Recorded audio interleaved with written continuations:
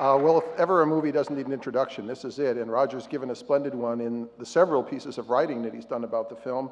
I'm really here, I think, as a kind of quick placeholder for Walter Murch. Not that I could compete with him, but I think that one of the reasons that this film is tremendously interesting is because it exemplifies the close collaboration between Coppola, whose career, of course, has had more lives than a cat, I guess, and Walter Murch, who's not always as well recognized as, say, some celebrity cinematographers or would be, but he's still a very important collaborator, in my view.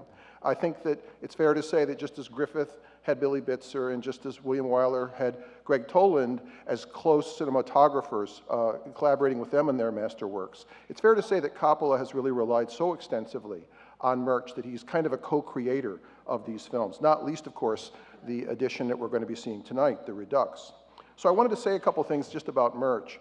I've only met him twice, and I'm sure he wouldn't remember it, but this guy is, to me, possibly the only bona fide genius in real-world terms who's ever worked in cinema. I think Eisenstein would give him a fair run for his money, but in a way, Murch is more disciplined than Eisenstein. He's a brilliant, brilliant man, and you can check that out for yourself if you look at a couple of the books he's written, like In the Blink of an Eye, and a wonderful book compiled by Michael Ondaatje called The Conversations, where you really get a sense that this man is an intellectual who's thought very, very deeply about cinema's relationship to the world and to the other arts. That's why I think that it's particularly valuable that we have a chance to see this film tonight, because the results of his work with Coppola at the time were really stupendous. Rogers evoked what it was like to see the film at Cannes. I remember I saw it in New York at its premiere without even credits. There was just a pamphlet giving out the credits.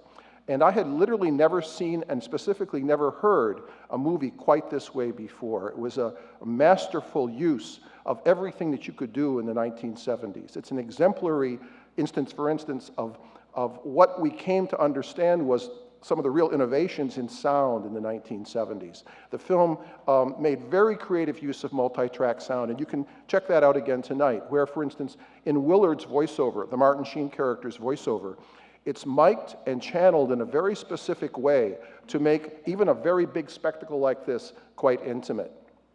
The one time I did meet Murch in his editing room, a student of mine was working for him, and I happened to be in San Francisco, and she said, "Would you like to watch him edit?"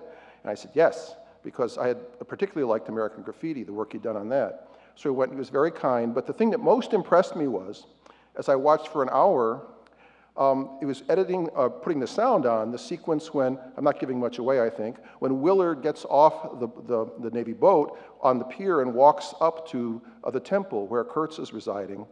And what Murch was doing was mixing mosquitoes. He had 4 or 5 tracks, and he was just adjusting, frame by frame, the sound of mosquitoes as Willard walks through that compound. And I began to realize that I had never really listened to a movie as acutely as I should. So tonight, not just because of the splendid image that the restoration supplies, and Rogers talked eloquently about that, but also because of the sound. In a theater like this, I think you're in for a magnificent experience. So I want to thank the festival for inviting me back, and I wish you a good screening, and please stick around for our conversation at the end. Thanks very much.